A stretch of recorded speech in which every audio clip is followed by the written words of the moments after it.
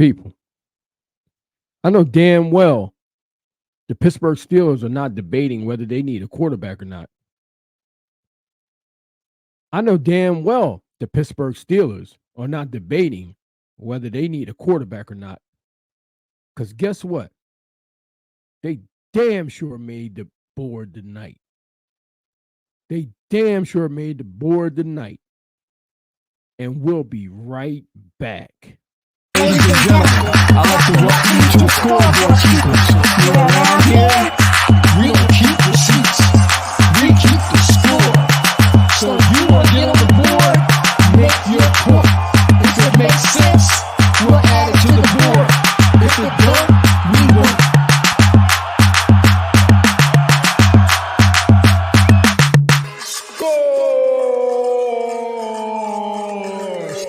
Scoreboard Keepers.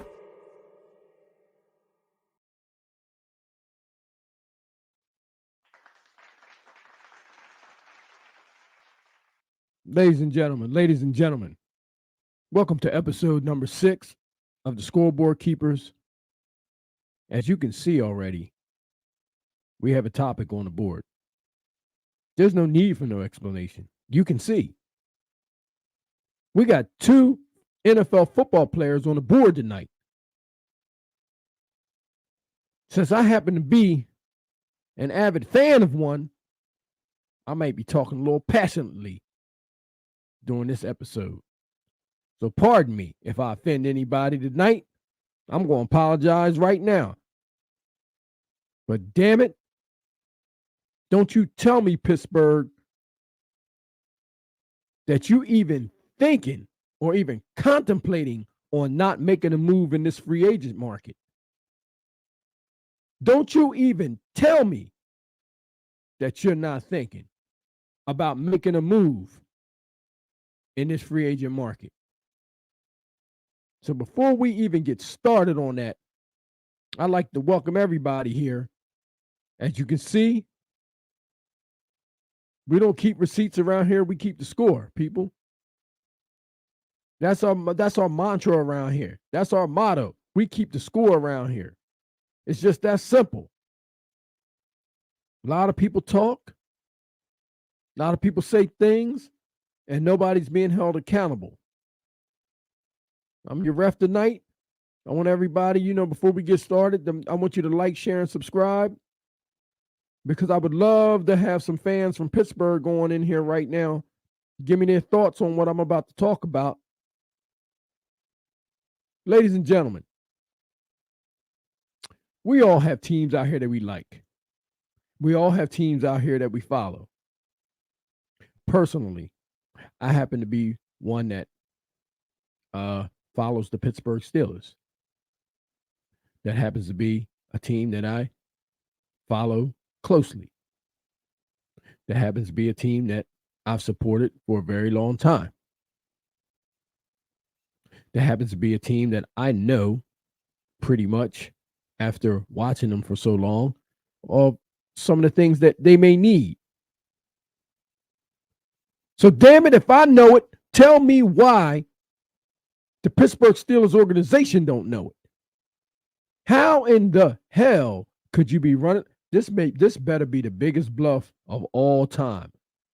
This better be the biggest bluff of all time.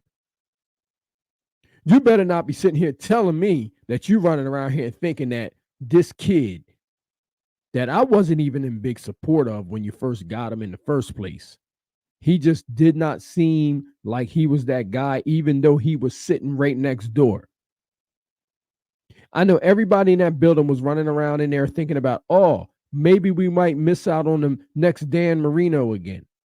Is that what prompted this selection anyway? That everybody thought that just because Dan Marino was right next door and the Pittsburgh Steelers passed on him and he ended up going to the Miami Dolphins and doing very well, never getting that Super Bowl. Was that the motivation? Because it couldn't have been his play. It couldn't have been his play that prompted that selection. But anyway, not for nothing, I'm trying to figure out, even though we got him now, still, the door has opened up to an absolute possible treasure. And if you're sitting back thinking that you're not supposed to make a move, or you're contemplating on making a move, listen, this is not the time to be dragging your feet, Pittsburgh Steelers. I'm talking directly to you.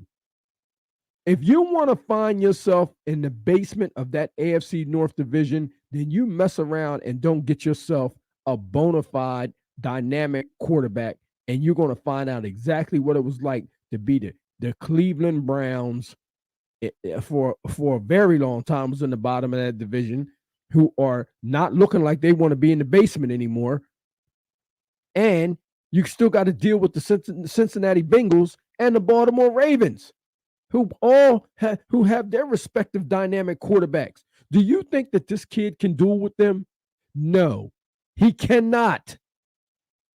He cannot duel with them. He can't even duel with Mason Rudolph. People, wake up.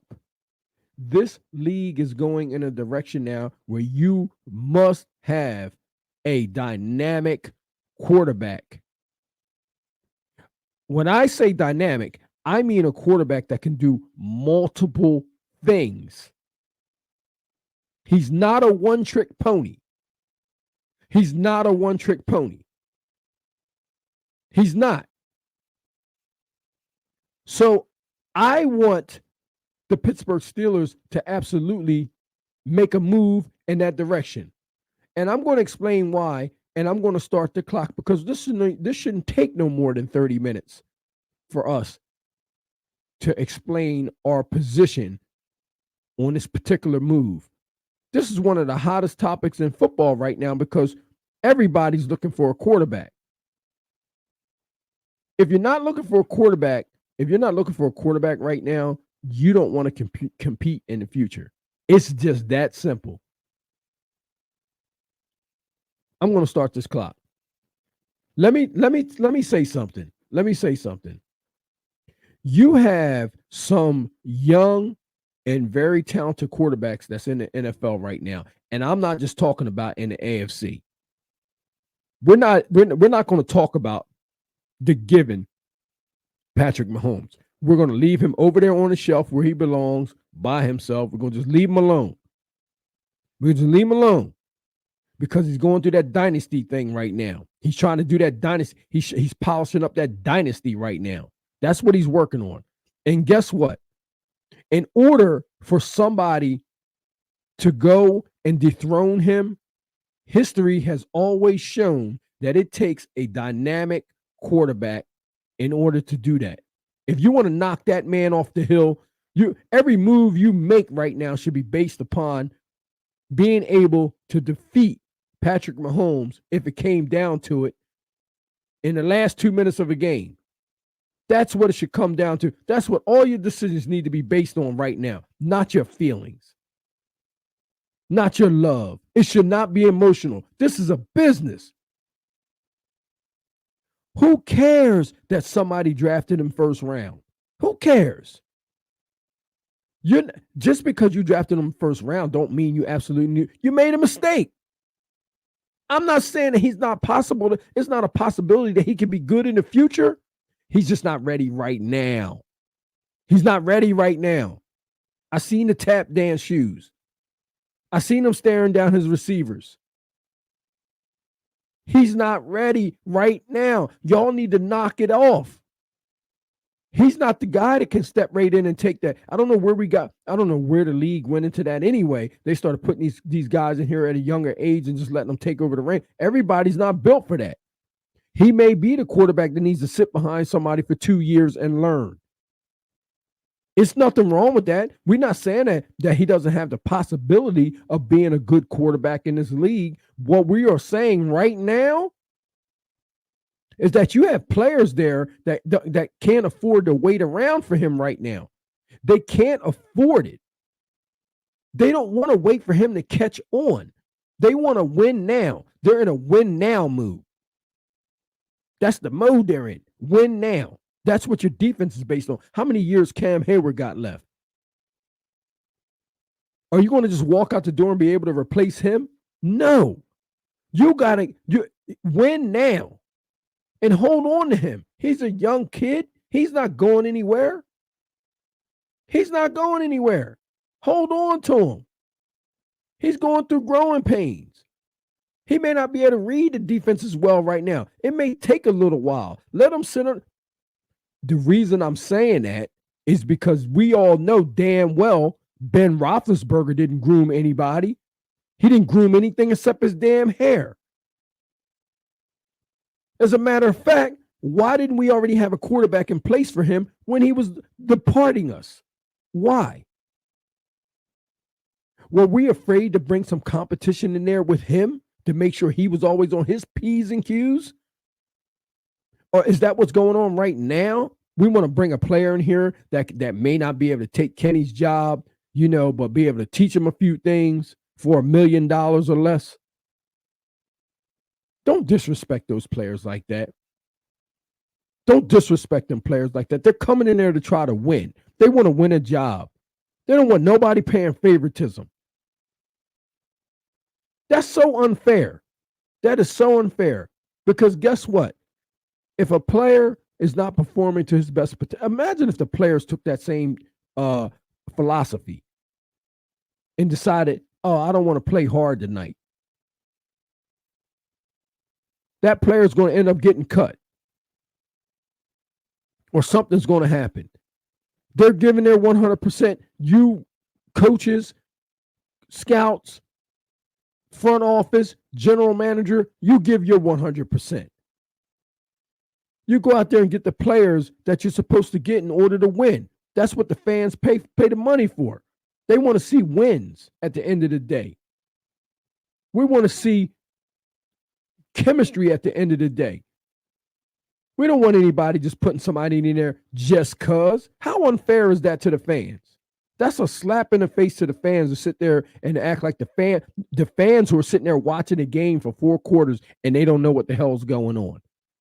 That's what you're telling them. Your eyes are deceiving you.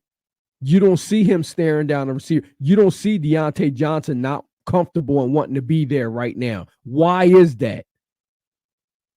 Why are you sitting here talking about trading a veteran receiver that everybody else in the league would love to have? What are you going to do with Deontay Johnson if he ends up in Kansas City? How do you stop that team if he ends up in Kansas City? Now, everybody in the world knows how good of a route runner he is. Do you know how much Patrick Mahomes would love Deontay Johnson?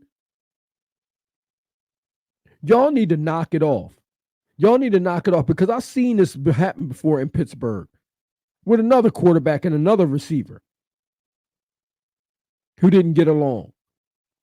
But the receiver ended up going. The Hall of Fame receiver ended up going and we ended up keeping the quarterback. We've seen this movie before. Knock it off. Deontay Johnson's numbers is down because Kenny Pickett can't throw the ball. That's what it is. Guess who else sees it? George Pickens. You guys better stop handling business like this and do what you're supposed to do. Show these players. Let me tell you something. Poor quarterback play gets good players hurt. It's that simple. These players you have a young receiving corps. Calvin Austin and George Pickens. You got a young receiving corps, budding stars. Well, guess what? They need veteran leadership at that position. Veteran leadership at that position. Somebody can tell them how to run a route or where they're supposed to be. You can't put a quarterback with young receivers and then ask them all to gel, and then the veteran amongst them all you're going to try to get rid of? Who's going to show George Pickens how to be a pro if you're getting rid of Deontay Johnson? Who's going to show Calvin Austin how to be a pro if you're getting rid of Deontay Johnson? Instead, you're doing just the opposite. You got a veteran receiver that's disgruntled in the locker room, and the young receivers are seeing him and seeing how he's acting. They're seeing it. They're witnessing it. What do you think that's going to do to them? It's going to make them not want to be there, not want to play, not want to give 100%. We saw George Pickens take a play off. But is it worth him getting hurt? Now, we're not supposed to ever take a playoff. I'm not supporting that at all. But what I am saying is this. If you want to get the best out of your players, put them in the best position to succeed. That's what they're doing in Kansas City. You're sitting up here talking about giving up a receiver. Listen, Deontay Johnson, his game is not in any type of decline. What's in decline is the surroundings, the offensive coordinator, Matt Canada. You know, when you start doing things like throwing people out there, remember Duck Hodges? This stuff got to stop. This stuff got to stop because right now I'm in total support of the receivers. I'm in total support of Najee Harris. Okay, I'm in total support of Pat Freiermuth. Listen, you got to get these boys in a position to win. And how are they going to win? You need an absolute dynamic quarterback in the back, somebody that can open up the floodgates and get these boys open. And stop packing that box. These defenses are looking at you. They're not respecting you. They're packing the box. They're stopping the run. Poor Najee Harris. Poor Najee Harris. Are you kidding me? Poor Najee Harris. Najee Harris is having, I don't know if I've ever seen a career get off to such a abysmal start. He comes out of Alabama, comes to the Pittsburgh Steelers, and runs into a complete brick wall. Every time he gets the ball, there's more people on the defensive side than the offense can block. There's always an extra guy down there because we can't throw the ball down the damn field. That's so unfair to this man. Knock it off. Knock it off. The tight ends can't even release because they got to be held back in order to stop Myles Garrett from decapitating somebody. Are you kidding me? You got Myles Garrett coming off of the side just waiting to decapitate somebody. This is some nonsense. I'm not feeling nothing that's going on right now because it looked like some favoritism going on. I don't know what it is. More favoritism going on than it is winning games. Postseason games. Listen, you want to open up that offense? Scoring 14 points a game under Matt Canada, who we all knew looked like a high school coach. With all that lateral movement, all those motions and running side to side, not fooling a soul. Are you kidding me? You telling me I'm going to give my keys to my Rolls Royce and let somebody drive it that's blind? Knock it off. Knock it off. Y'all got to stop it. I'm looking around and I'm listening to these fans talking and everybody's talking about Mason Rudolph. Are you kidding me? Who is Mason Rudolph going to beat? Who is he going to beat in the playoffs? Have you looked around and seen the league? Jordan Love. You ever seen Jordan Love? Have you seen CJ Stroud? These young quarterbacks are not playing around, man. They're not playing around. And then you got that guy up there in Cincinnati who's coming back after an injury, Joe Burrow. And I know he ain't going to be playing around. Oh, and I know that guy down in Baltimore got a sour taste in his mouth too. He's coming back for vengeance. And you want to run around here experimenting with Kenny Pickett? Oh, I think not. You need to get yourself a dynamic quarterback back there, young, that can keep him on his toes, can push him in practice to where he can be the best player that he can be. He can't be the best player he can be without competition there. This is a pivotal year for the Pittsburgh Steelers.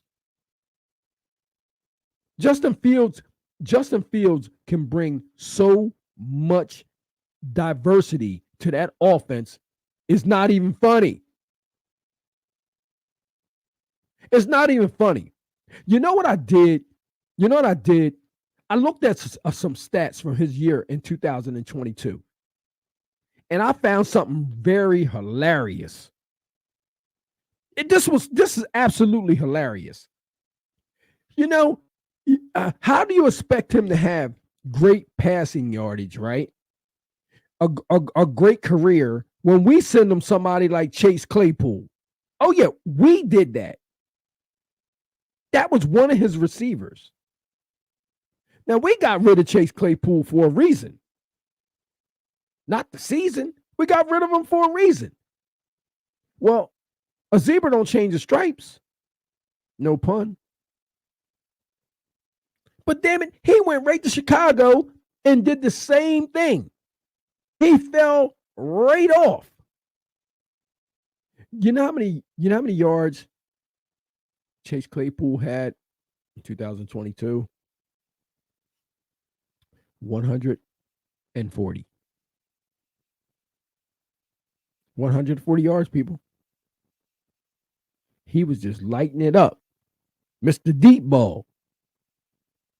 Mr. Deep Ball. That's who Justin Fields was throwing to. This is the things that I expect the scouts to do in Pittsburgh. I expect you to look at things like this, because his stats are deceiving. He hasn't been around anybody that can teach him how to be the best Justin Fields he can be. And if he gets around that, there ain't no telling what he can be. If he gets around somebody that can show him how to be the best Justin Fields he can be, because being dumped off and offloaded in Chicago wasn't it. How do I know that? Because the leading receiver on the team was the damn tight end, Cole Kmet, that year. He had 544 yards. So who else was he throwing to? If Cole Kmet, his tight end, led in receiving in 2022, and Chase Claypool, who we traded to them for a hellified pick in the draft, right? Only had 140. Who else was he throwing to? Oh, he had Darnell Mooney, who only had 493 yards.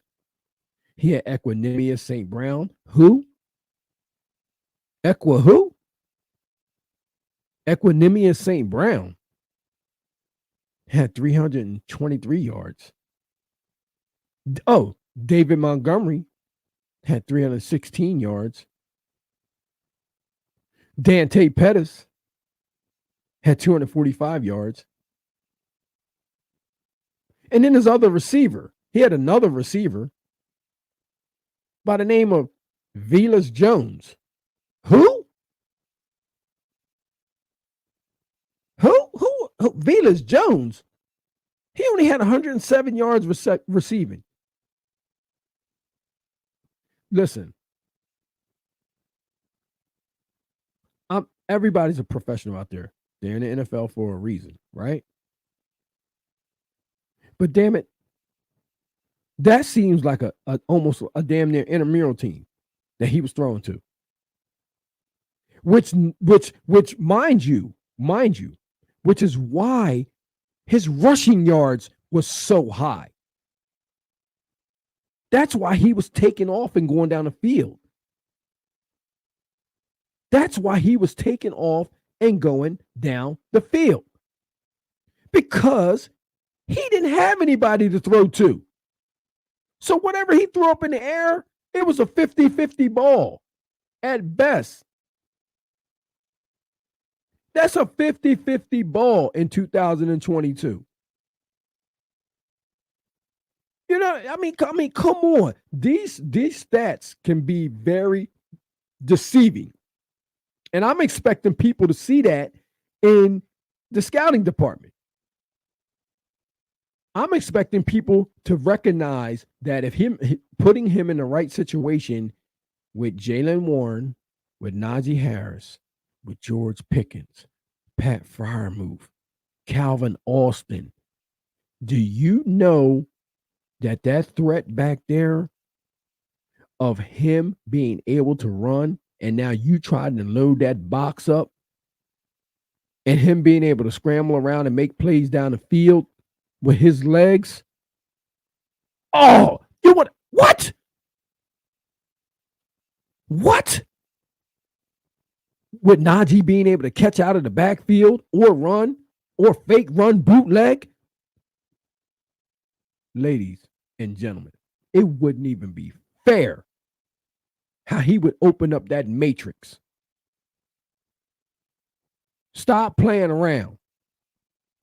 Stop playing around. Can you imagine him hiding behind Broderick Jones? Stop it. Knock it off. Go ahead and get your quarterback and then go ahead and fill that defense up again. You don't even need much on offense right now. All the pieces are there. I mean, you may want to get another well, I'm not saying it would be nice to have Tyler Boyd there. What? Justin Fields, Tyler Boyd, and George Pickens, and Jaylen Warren, and Najee Harris, and Pat Freiermuth, and Calvin Austin. I do not need to say anything else. Now, I know what I've been a fan for a long time. And I don't want to show my biasness up here because we talk about everything up here. But this just happens to be talking about my team. So I wanted to throw a little personal. I had to do something for myself in here. But we talk about all things in here. This one just happened to come across the board. This is a no-brainer, Pittsburgh Steelers. This is a no-brainer. If you want to see an offense open up to something dynamic and beautiful, you go ahead and bring that Tyler Boyd on up in here and that George Pickens and that Calvin Austin. And you might want to try to find yourself a burner, somebody that can take the top off. You know, just a little speed guy here and there. And let Pat Freiermuth do what he do underneath. And Jaylen Warren doing what he do out the backfield. And you watch what type of offense, it will look like night and day. It will look like night and day. But I'm going to tell you one thing. Stop playing around. This is the man you need right here. He's young. He's athletic. He's dynamic. He's unlearned. All he needs to do is be under the right tutelage. You have a chance right now to right that ship. You don't want to be playing around. You want somebody that can compete in that division. You know, once you get down in that division, it's hard to come back. Now, if you want to go to Buffalo and win a game, if you had this man in that Buffalo game, they win that game. They win that game. You made it to the playoffs without a quarterback, basically. Personally, I don't want to hear anything else about Mason Rudolph. I don't want to hear anything else about Duck Hodges. I don't want to hear anything else about Mitchell Trubisky. Listen, knock it off. The fans know, they know what they're looking at. They know what products being put on the field. Okay? You gotta show them a little respect. They know what they want. Okay? Now, you can't let your emotions get involved in this decision because this decision can set you back. These other teams are taking off. I can tell you right now that down there in Houston, right? Down there in Houston, that team is going to be so hard to deal with very soon. Very soon.